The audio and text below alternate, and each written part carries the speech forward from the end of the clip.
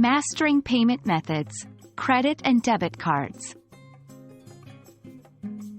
Hello, English learners. Welcome to today's lesson.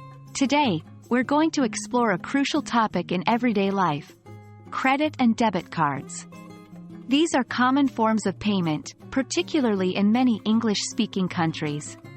So, buckle up and let's dive in. First off, let's discuss what credit and debit cards are. These are small plastic cards issued by a bank or financial institution.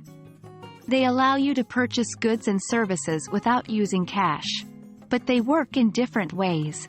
A debit card is linked directly to your bank account. When you use it, money is immediately deducted from your account.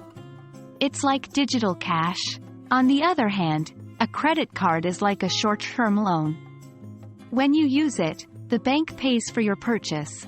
Later, you pay the bank back, often with interest. Now that we understand what these cards are, let's talk about using them.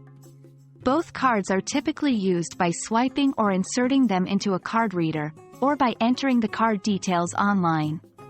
You might need to enter a PIN, which stands for Personal Identification Number, especially when using a debit card.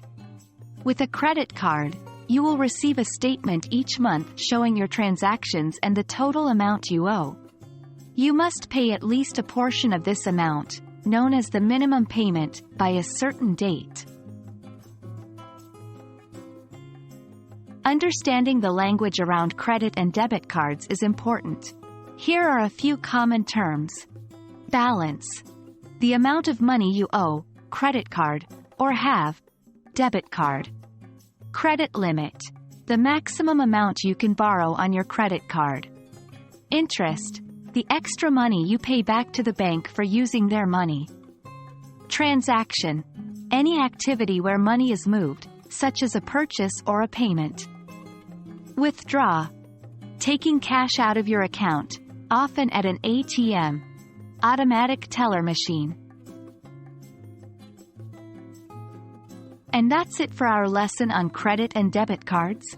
Remember, it's important to understand these terms and how these cards work, whether you're shopping online or at a store. Being comfortable with this part of the language will help you navigate English-speaking economies with ease.